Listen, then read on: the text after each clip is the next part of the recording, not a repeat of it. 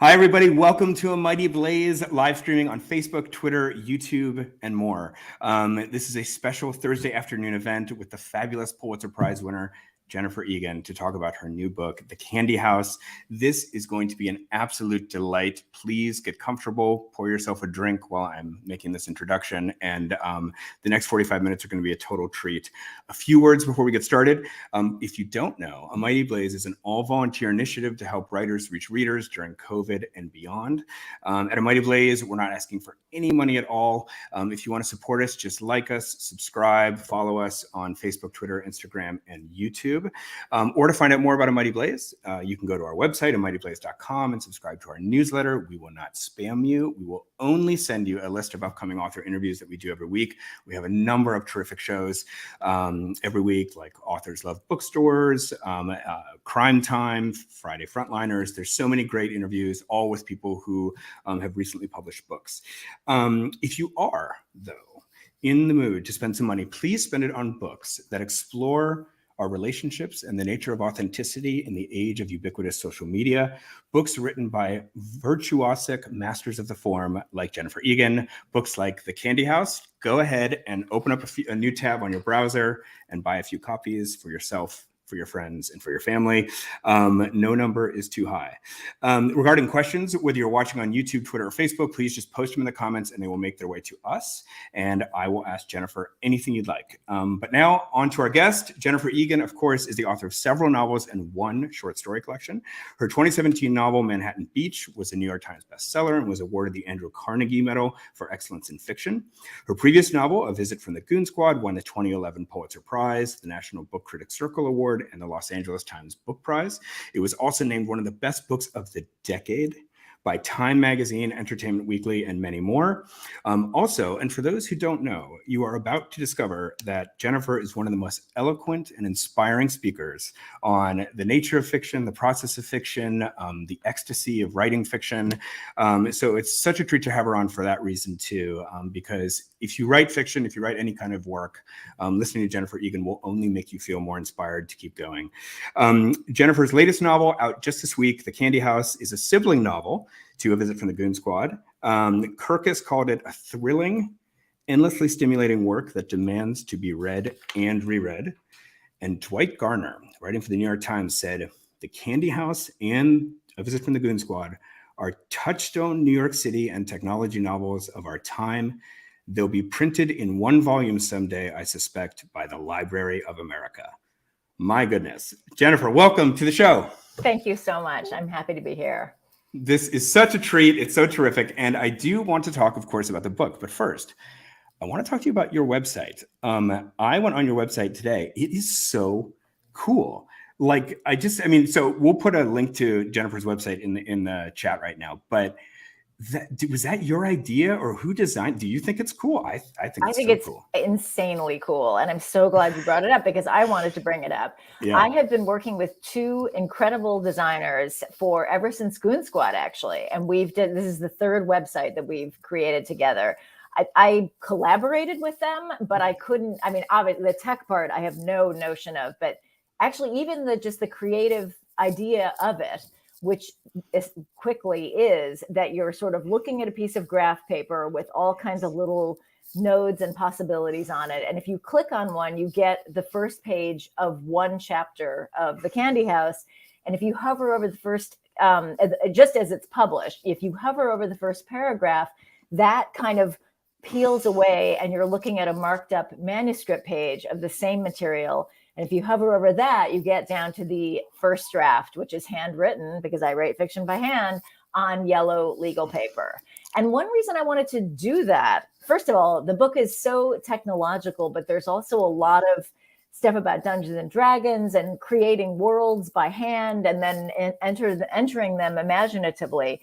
But also, I'm always saying that I start out writing very badly, and I through many, many drafts, I take very raw, rough, often, lousy material and make it better and turn it into something, or try to. And in a way, I guess I just really wanted to show readers what that looks like, because I think people might not believe me. Now I find myself thinking, maybe I shouldn't have done that. Maybe I should have held on to some mystique. Oh, no. I love it. And actually, like later in the show, I want to talk to you about your writing process and that first draft, because I love the way you talk about that. And I love your process. But I just thought the website, aside from just being like objectively interesting, it's also just sort of on brand for the book. And it just sort of reinforces some of the way the book was constructed and how it reads. I just thought it kind of hit on several different levels. So well done. Oh, thank you. Well, Spencer Hansen and Noah Scalin are the men to thank, because we had the ideas together, but when it comes to a website, ideas are not much. You've got to actually make it happen. And totally. Spencer Hansen is the guy who did that. Beautiful. All right. So let's get on to the book. I have so many questions about how obviously this book ties together with Goon Squad. And there's just one of the wonderful things about a Jennifer Egan book is there's so much to get into. You can get into the style, you can get into the characters, you can get into the prose.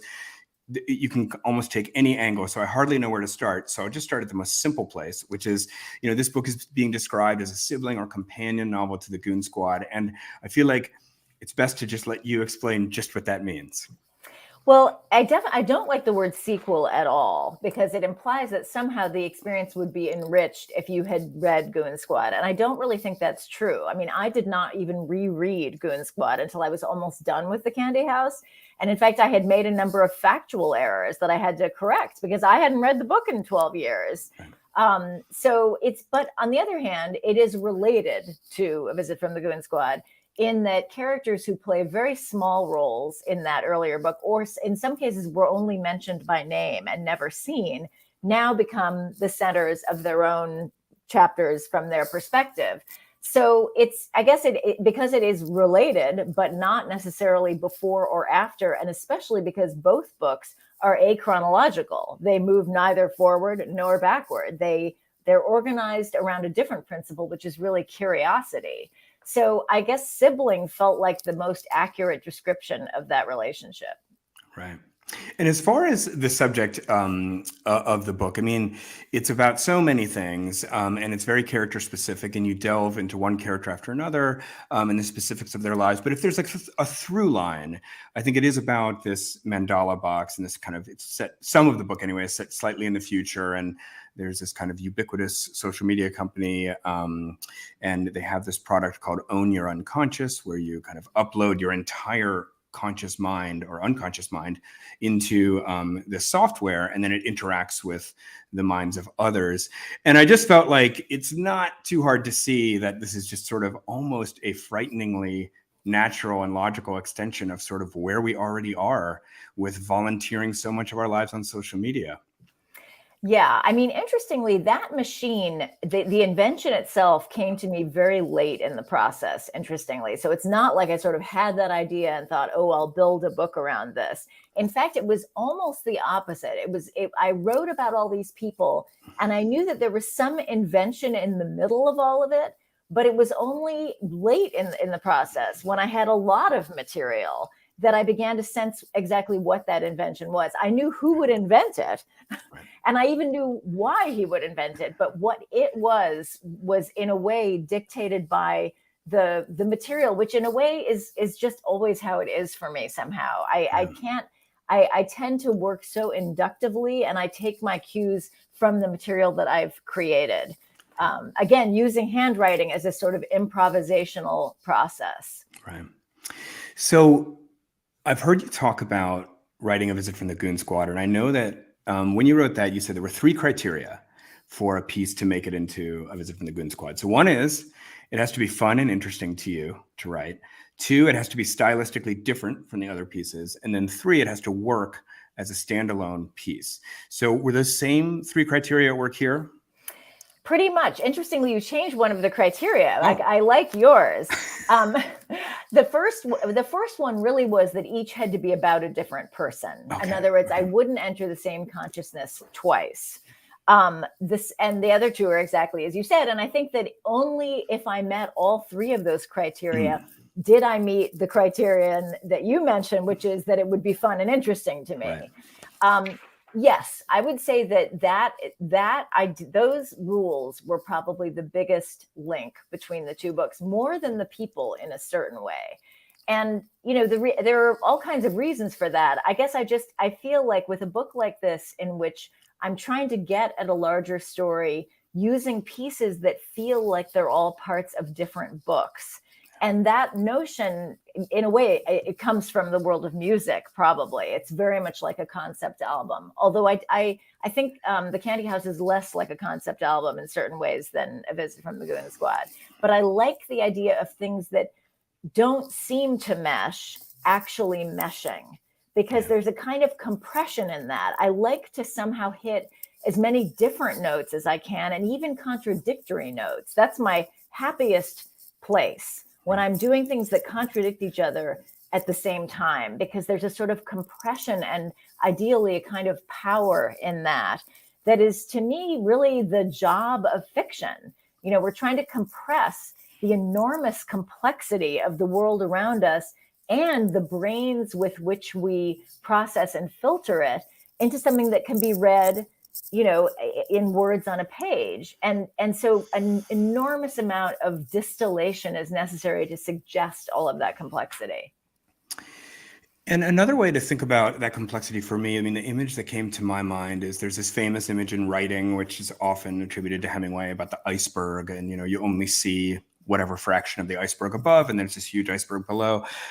When I'm reading these two books, I feel like I'm looking at a field of icebergs, or rather maybe like one massive iceberg, but that has so many different peaks, and each story is one of the peaks. And what's interesting for the reader, and sort of the job of the reader, consciously sometimes and kind of unconsciously other times, is to just feel that iceberg, again, it's not just a single peak, but it's this like mountain range, and here and there you see peaks, but underneath it's all connected in these interesting ways. I love that you say that. And of course, we're speaking in metaphors. Right. The metaphor I had, which I think is exactly analogous, and it's not even mine, it comes from C.S. Lewis. But in the Narnia series, the book Prince Caspian involves people jumping into pools, and each pool leads them to a different world, or at least that's how I remember it. And I love that idea. And I really found myself thinking, before I really knew what this book would be, I had a list of just structural principles or sort of vibes I wanted to create. And one of them was that Prince Caspian vibe of each of many different worlds that are connected in a very deep way, or connected through a sensibility, but are utterly distinct in the experience. Completely. And I think the sensibility is just so powerful. I think as varied as these stories are, and they just kind of formally and kind of by character are very different from each other, there is this just powerful feeling, a current that runs beneath it all, which is sort of hard to describe, but I love it. Well, another thing I wanted to talk about was the appeal of fragmentation as a technique. And I know, again, going back to Goon Squad, part of what you talked about there is that you had watched The Sopranos, and you thought, well, that's interesting because it's not sort of vaulting forward in a linear narrative, but it's going horizontally and exploring all these different characters. So the question, you've talked about that a lot before, but like the question I want to ask you is that The Sopranos, ultimately, the way it went horizontal into these different characters, ultimately gave this very rich, broad portrait of this crime family. And so my question to you is just, what are these two works giving a portrait of? Is this just a slice of American culture today? Is there a certain kind of person even that you're trying to draw a portrait of? That's such an interesting question. I'm not sure I've asked myself that per se, so I'm just going to kind of wing it. I think I think that the big questions that I'm asking may be a little more abstract than that. And I guess with each of my books, there's often sort of a collection of things that I hope I can do. They often sound very abstract, and you kind of think, my God, how could this lead to anything interesting? But for example, with A Visit from the Goon Squad, I was trying very overtly to write a book about time, which I thought would be fun because in a way, every piece of fiction is about time. Time is a really essential element to fiction. Time always, I think it always has to pass, even if it's just a second. So with The Candy House, just to finish that thought, there's something really fun about making time the subject of a work of fiction. So that struck me as really interesting. in the Candy House, I was thinking explicitly about space and the way that virtual experience has changed our relationship to physical space and actually technology generally. I'm just thinking about that in all kinds of ways. Like I'm going on my book tour almost exclusively by train because I want to reconnect to a time and more than that, a mentality in which you experience the space between things as opposed to just jumping from one thing to the next, which we do in airplanes. It's not exactly jumping, but we really do it virtually. There's this kind of instantaneous movement from one, virtual place to another. So that's a very abstract idea, but it's that kind of idea that I will have in my mind as I then enter into a world in which I wait for people to arrive and I follow their stories. But in terms of what the larger story is, it's not about a family, clearly. Sometimes I think that this book is actually a book about me being a mother, but utterly in disguise, because both two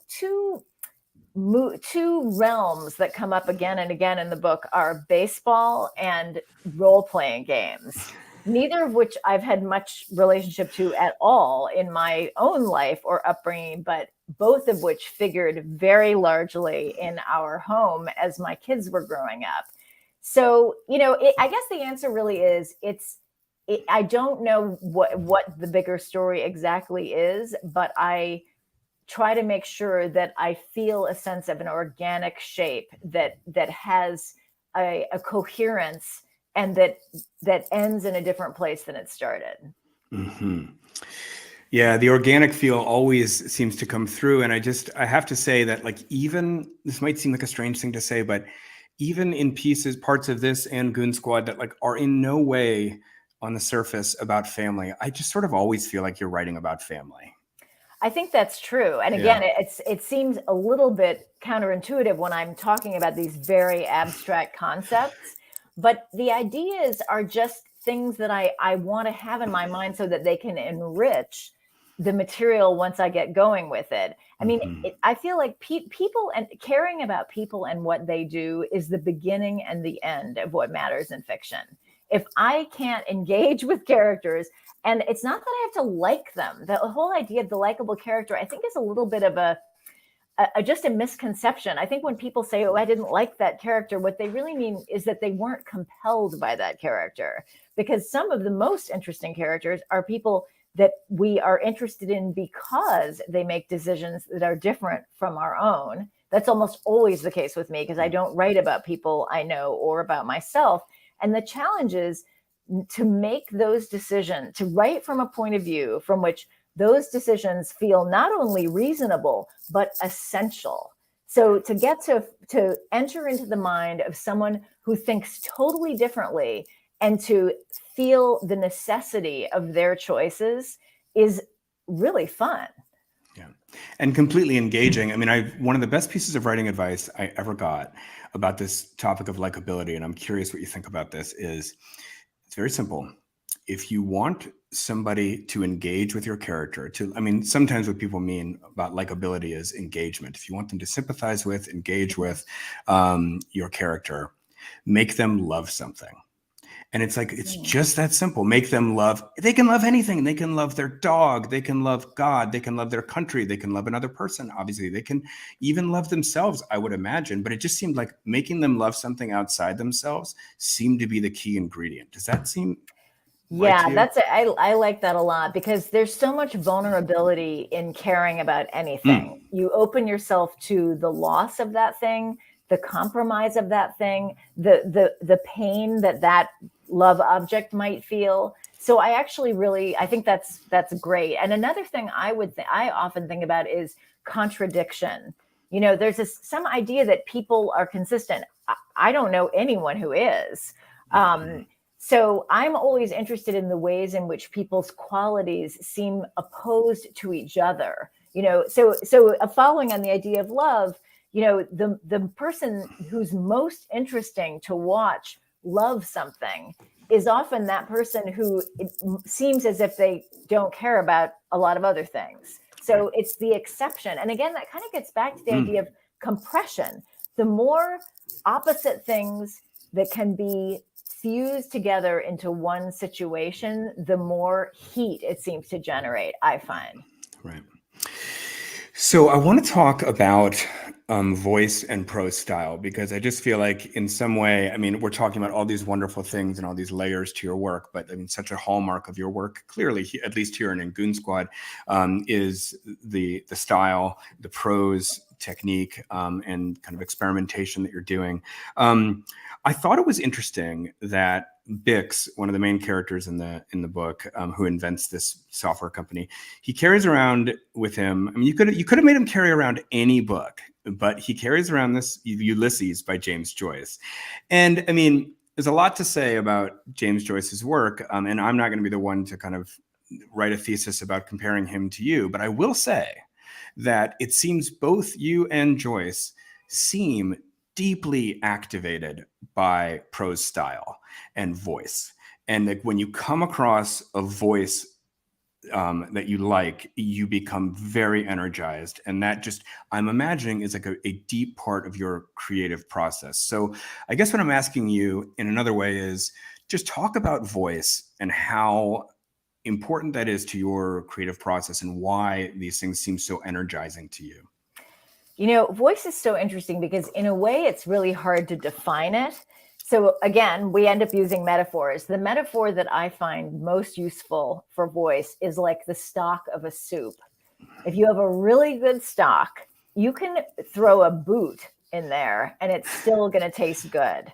But if you have a weak, thin stock, which often is the result of it just not having cooked enough, so the metaphor really holds.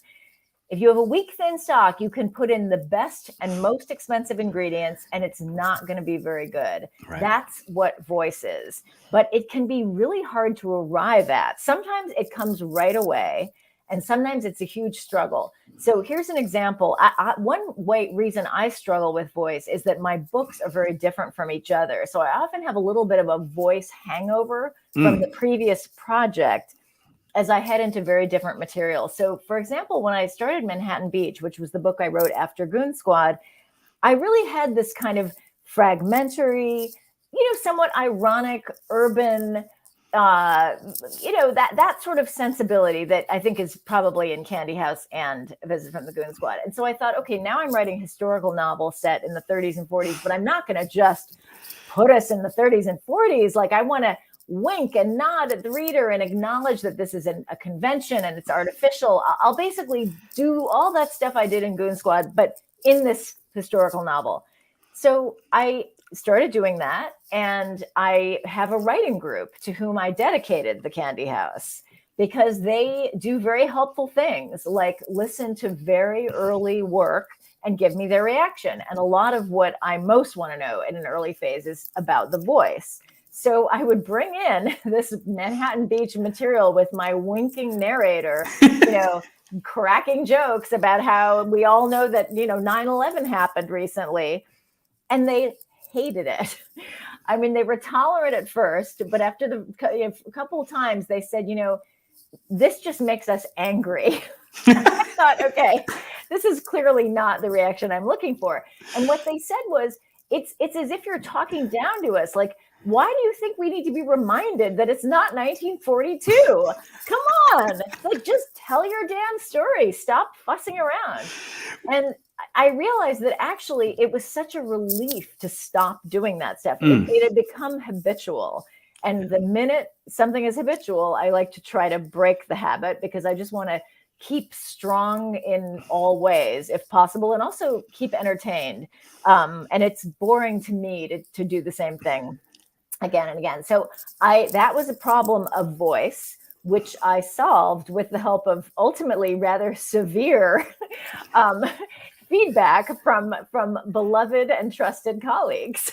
Well, hold on.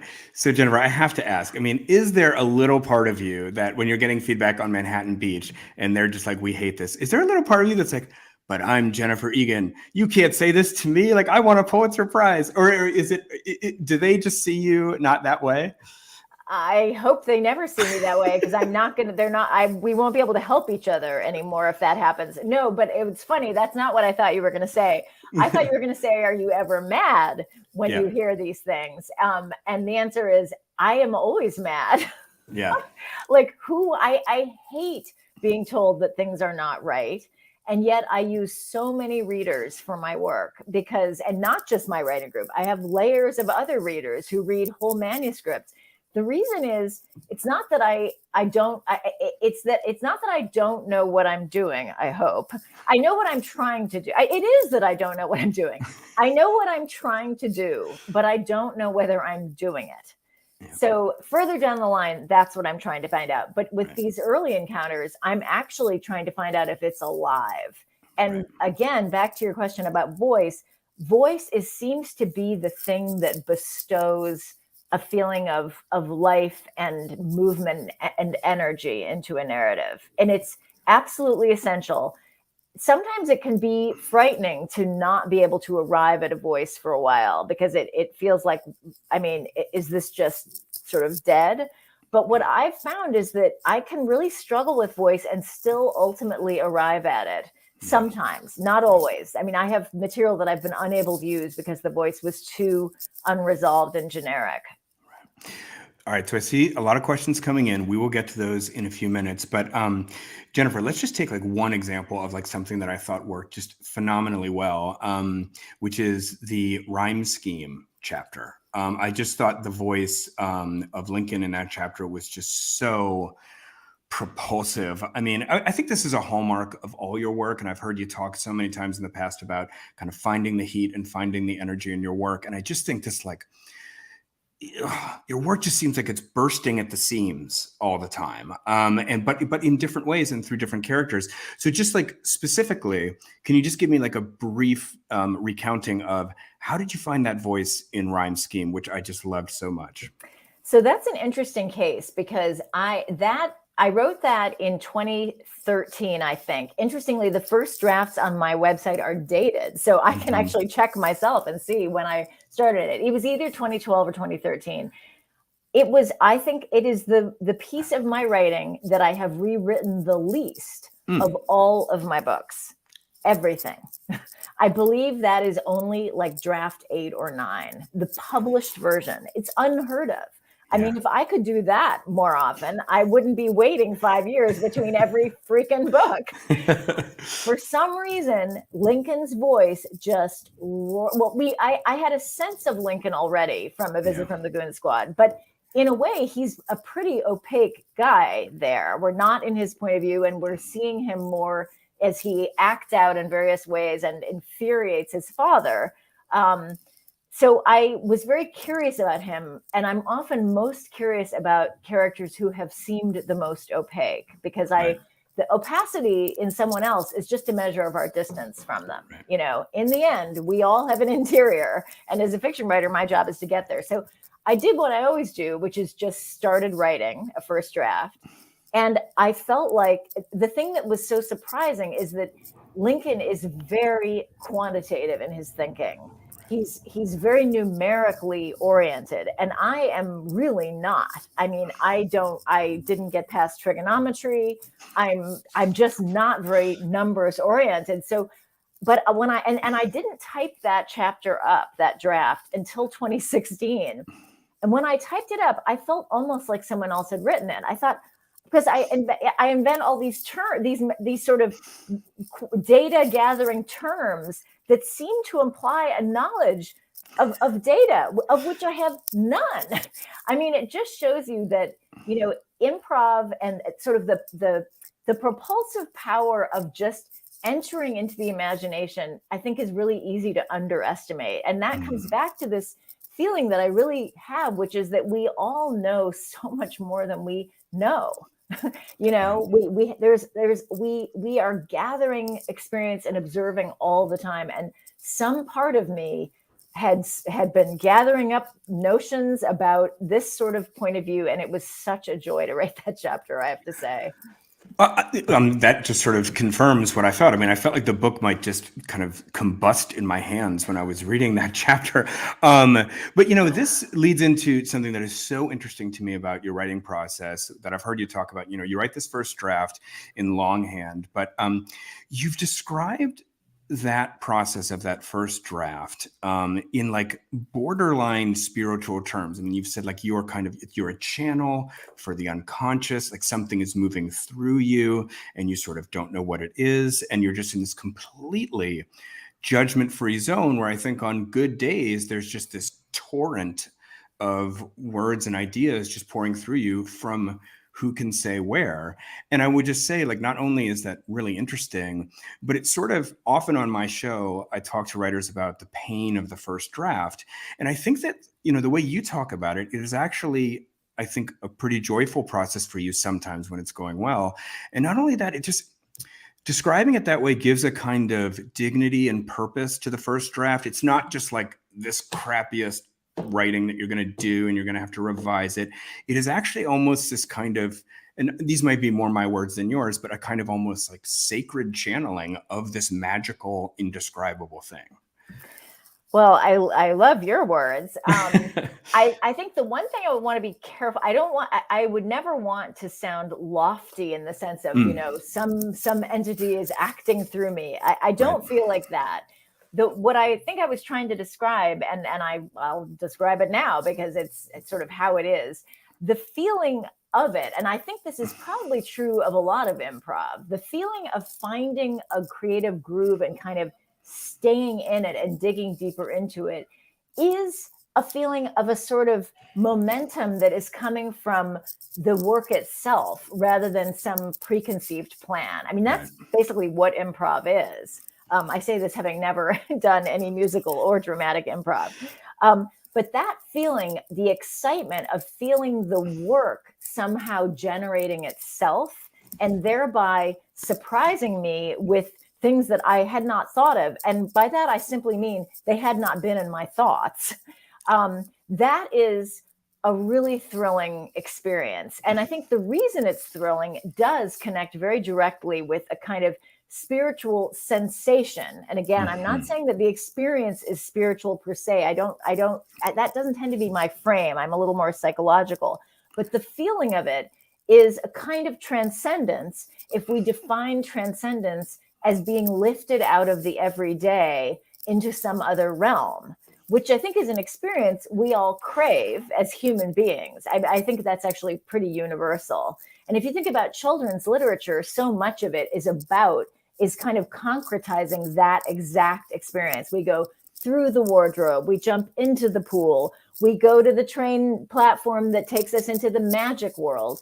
That wish to be pushed across a border or a boundary into another version of reality is so deep. And so the feeling of having that wish satisfied is really exalting. Oh, wow. So beautifully said. So we have a few more minutes for my questions, like I said, then we will get to these questions in the audience. So I want to return to kind of the Goon Squad and the connection of the Goon Squad and how like the tone, there seems to be a slight shift in tone with this work. And as these characters are kind of going on in their lives. And I think just what is so heartrending and so moving for people about the Goon Squad is this notion of time. And famously, you say in that book that time is like the goon, the sneaky goon that's going to come and get us all. And that book really, in a lot of ways, is about people who are kind of on this cusp of middle age and kind of wondering, how did I get here? Is my life what I thought it would be? And dealing with these ways that they're aging. And I guess my question to you about the Candy House is, it seemed like there was more of people sticking the landing in this book. But I don't want to, because, I think if you read some of the reviews online about this, people are kind of not quite agreeing on whether this is a darker book or a brighter book. But to me, it felt in some cases there was more of that sticking the landing feeling and people kind of resolving things or finding a kind of redemption of a kind. But I just want to put that back to you and just say, are people dealing better with time and the goon in this book? Well, I wasn't thinking about time and the goon. And actually, one of the things about that Lincoln chapter that made me happy when it popped onto the page is that he says, to people like me, time is a bore. He says, and not only because too much has been said and written about it. And when I wrote that, I thought, yeah, and I'm one of the offenders. I wrote a whole damn novel about it. So I wasn't thinking about time per se. I think there is a lot of optimism in this book, more than I would have expected, given that I felt a lot of dread in the years that I was working on it. Not those early years so much, when I wrote maybe 4 or 5 of the chapters, but when I returned to it in 2016, Trump had been elected. I found that frightening for many reasons, but especially environmentally, because I feel a deep and profound and constant dread and worry about what we're going to do about our planet. So I felt a lot of dread, and maybe that is exactly why there's an alternative to that, to dread in this book. Maybe it's because I don't know if it's so much what I needed. I think it was that I was bored with feeling that way, bored with what I felt was a kind of dystopian landscape in the real world. So I guess what felt most interesting and fresh, and I say this only in retrospect because I don't really decide like, oh, I want this to be a happy story. What felt most interesting and fresh was to find ways through it, as opposed to just seeing people collapse in the midst of it. And the other thing is that in A Visit from the Goon Squad, as you point out, there are a lot of people struggling. And to the degree that I revisited some of those people, and Lincoln is a perfect example, we see him as a teen who's having a lot of trouble. To just then write about him as an adult having a lot of trouble, that doesn't feel interesting. It feels like I'm just 2 + 2 = 4. Why? Why write that? If the future is just what I've suggested when we look at Lincoln as an 11-year-old, then there's no reason to write that at all. I guess it gets back to the question of what fiction is. And I guess to me, in addition to always being about time to some degree, it feels like it always is about change to some degree, even if the change is that no change over time is a change of its own. Yeah. Oh my goodness. Right on. I want to ask, I'm sorry, I'm just distracted because I see a bunch of questions coming in. So we're going to get to those questions right after this. So note to my producer, let me ask Jennifer one more question. And this is a question about craft. As I have said many times so far in this interview, I just love hearing you talk about the writing craft. And every time you say it, even when you're saying something that I feel like I've heard you say in some way before, I get something new from it every time. I just love it.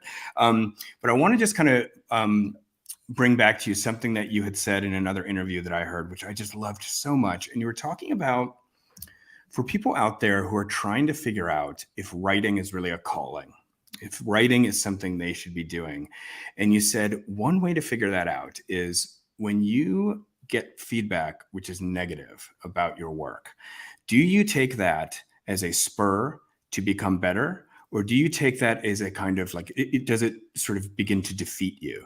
And I just loved that idea so much. And I've just like kind of loved how you've always talked about kind of writing sort of pays its own dividend. It's like sort of a joyful process in the way that, as you were saying before, kind of channeling the unconscious in that way.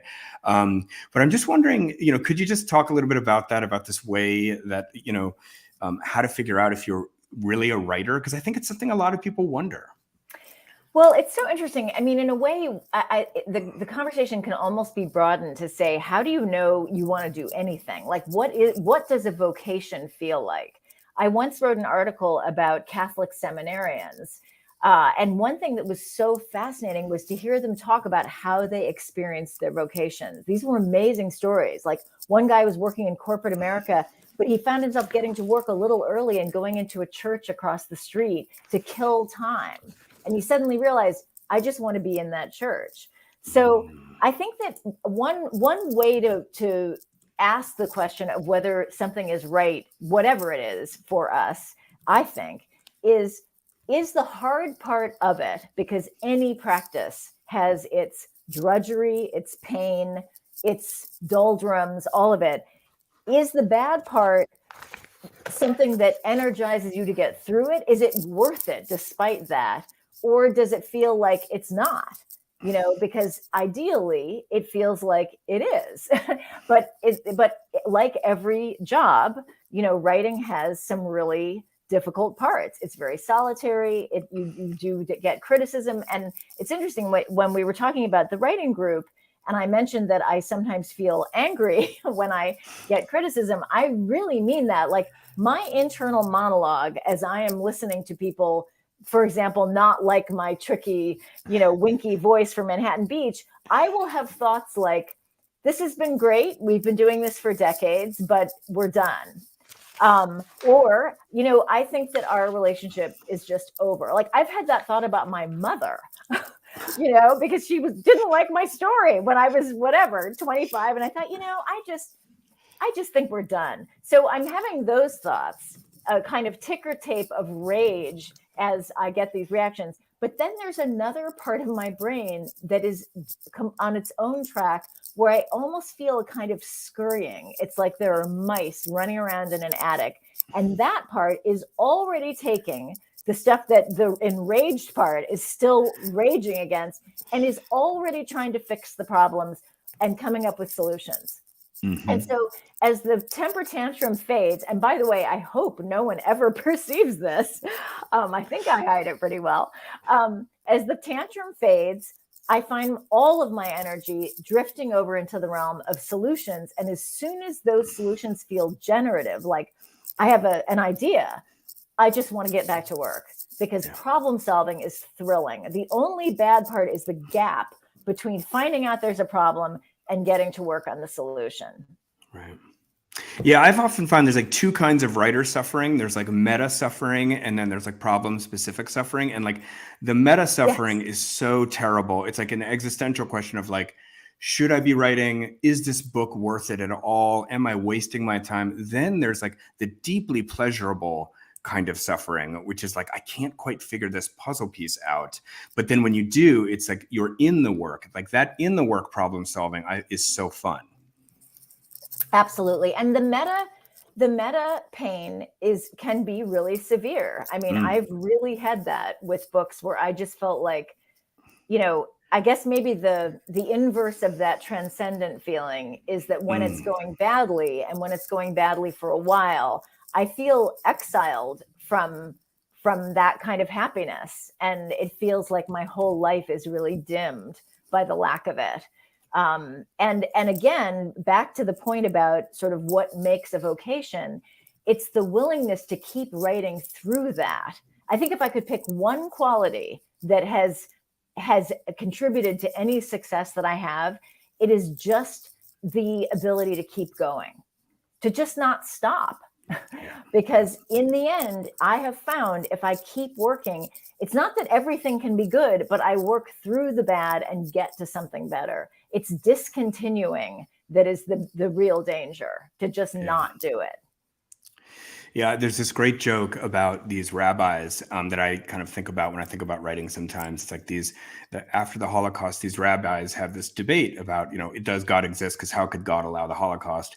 And then they debate all day. And then I hope I'm telling this joke right. They debate all day. And then, the end of the day comes and they're like, okay, well, God definitely doesn't exist, but we have to stop debating now because it's time to pray.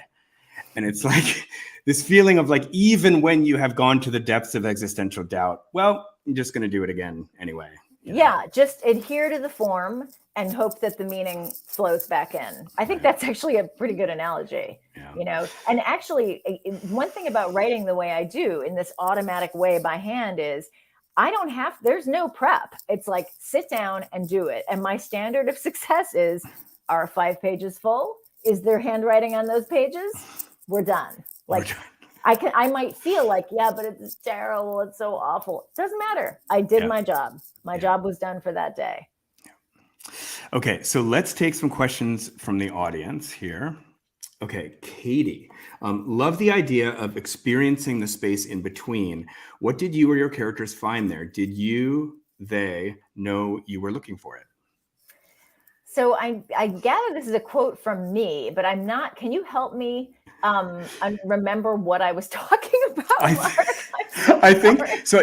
That question, Katie, apologies. That question came in very early in the conversation. I think we were talking about kind of the space between the pieces and the space between the characters and kind of that field. Or you were talking about C.S. Lewis. I was talking about a field of icebergs, and you were talking about feeling the space between the stories and the kind of unconscious connections.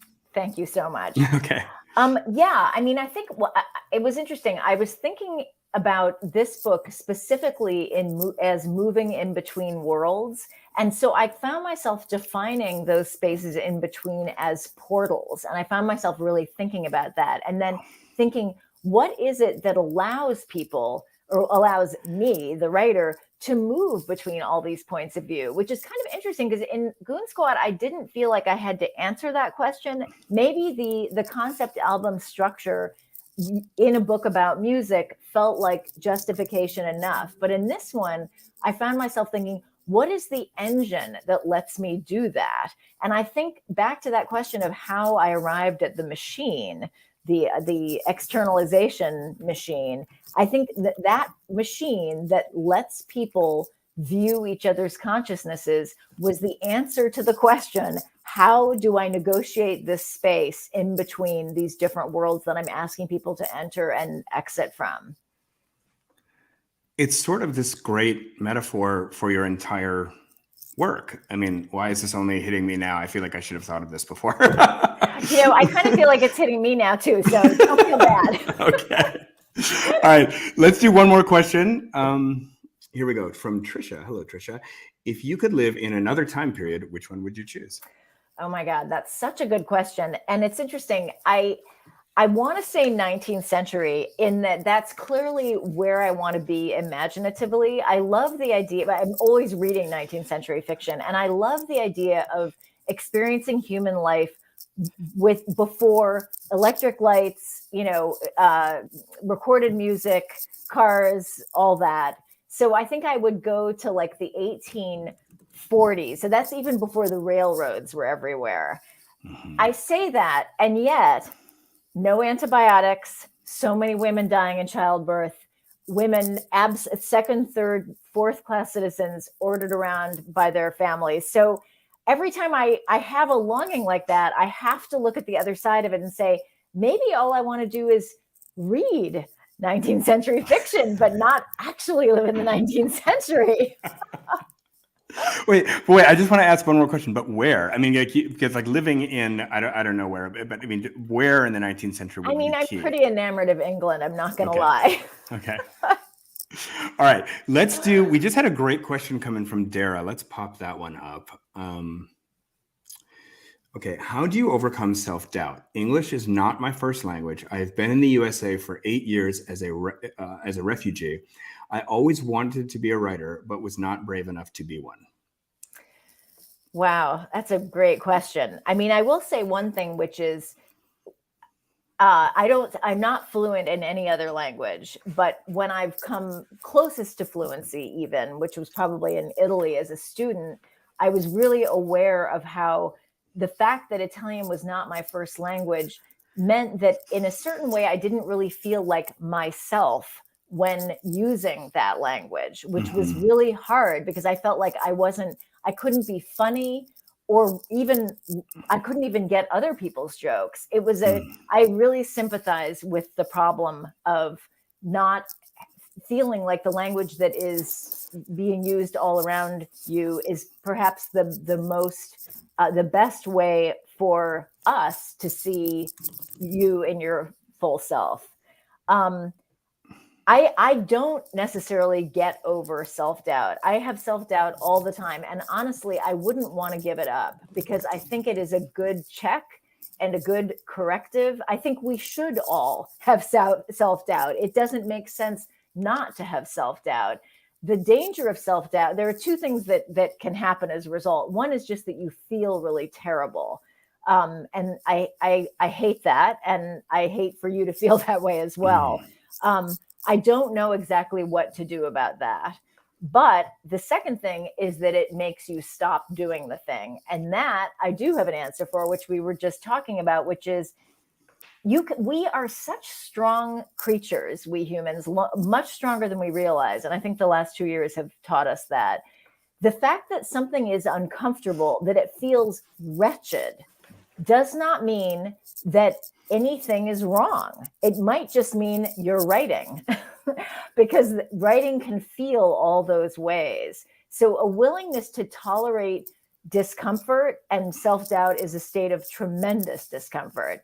A willingness to tolerate that and just keep going is very useful. I have a new rule with myself, which is that when I make revision outlines, I do not let myself use abusive language anymore toward myself, because I would go through these outlines and I would find notes like, this is terrible, or this reads really badly. And I thought, if this were a boss in a workplace, I would be filing a harassment complaint. Like, this is no fair. Why am I making myself read that language? So I try to be a little bit kinder, and I think that can be very helpful too. So even Jennifer Egan struggles with this and struggles with that voice. So I think it's something universal. Guys, we had like these questions just keep coming in. So we're going to do 2 questions, and I'm just going to say to you, Jennifer, just like, it's okay if you kind of handle these quickly. But let's just do these last 2. We'll do the last 2 and then we're done. Okay, here we go. This is from, I'm not even going to try to pronounce the name. It's from somebody with a video production company in Belarus saying, how do you manage to avoid technology to concentrate on work? The internet is so addictive. It is a huge problem. Writing by hand helps, but the main thing is I have to have my devices out of arm's reach. And again, a reminder of how trainable and adaptable we humans are. If the phone is right there, I need to know various things, and then I don't even remember what I was trying to find out because I'm back doing nothing. If the phone is not in my reach, it solves the whole problem, because then I just keep doing what I'm doing, ideally in a separate room. I think the answer is just move away, and you'll be amazed at how quickly you will adapt to that state, and then you'll go back. But I think the answer has to be shut it out. Great. All right, and then we had one more from Valerie. The last question here. Here, I can put it up. Okay, I love the idea of no change being change. What did you think of the movie Don't Look Up as a take on environmental scarecraft? I don't have an answer to that. I'm so sorry. Maybe I've seen that movie. I'm not sure. It just came out. It had Meryl Streep was in it, and Jonah Hill. Yes. And I haven't seen it. I'm so sorry. I want to. But actually, it's interesting. The reason I haven't seen it is that my son told me that it was incredibly depressing about environmental disaster. And my first thought was, I'm looking for a way to activate out of that state, because the problem again with, feeling defeated in whatever way is that it's very de-energizing. So I did not see it because I didn't want to be plunged back into that state of dread. I want to feel more active and like I have the ability to actually do something about this. Great. All right. Well, that dovetails into my final question. But before we get to that, I just want to say, everybody, please just take a moment. We're going to pop the link in the chat to buy from bookshop.org a copy of The Candy House from Jennifer Egan. There should also be links in there to buy The Goon Squad in Manhattan Beach. Please go ahead and buy the entire Jennifer Egan oeuvre. You will love it. It will keep you busy for a few weeks. But Jennifer, thank you so much for coming on the show. And I just want to end with this question. It's a question I like to ask all the fiction writers who come on, which is just imagine that there is an ideal reader for The Candy House. And this is a person who's really receiving this work in just the way that in your wildest dreams, you would wish that it would be received. And then imagine that person has finished reading the book and they close it, it's sitting in their lap, and they look out the window. Describe in a word or a phrase, what is the feeling that this person has? I think the feeling I would hope that they would have is joy, curiosity, and a sense of being enlivened. Wonderful. I mean, that is, I'm not trying to I don't want to jump in on that beautiful answer, but I just can't help but say this feeling of joy and curiosity and exuberance. It's like, I would just say that for a work, a challenge for a work like yours, which is so formally innovative, is like, what is going to hold this together? And even though there is a kind of superficial difference between these chapters and these characters with the styles, there is this powerful, and I just don't know if I can find it anywhere else in literature, this powerful sense of joy in all your work. And I don't even know why it's there or how you put it there, but it just always seems like these books are just bursting with this joyful energy. That's so lovely to hear. I mean, honestly, my goal is to provide entertainment and that sense of transport and deliverance that I get from reading fiction, of getting to live a second life in addition to my own. And you know, just that feeling that the world has actually expanded. I've jumped into the pool in Prince Caspian, and I get to be in another world. But when I come back to my world, only a little time will have passed. If I can give that to readers, I feel lucky to have had that success. Oh, wonderful. Well, mission accomplished. Congratulations on the book, Jennifer. This was such a delight having you on the show. Thank you for stopping by. I'm thrilled to have been here. Thank you all for coming, and thanks for having me. All right. Thank you, everybody, for joining, and thank you for all those wonderful questions. I'm sorry we couldn't get to them all, but thank you, everybody, for watching, and we'll see you next week on A Mighty Blaze.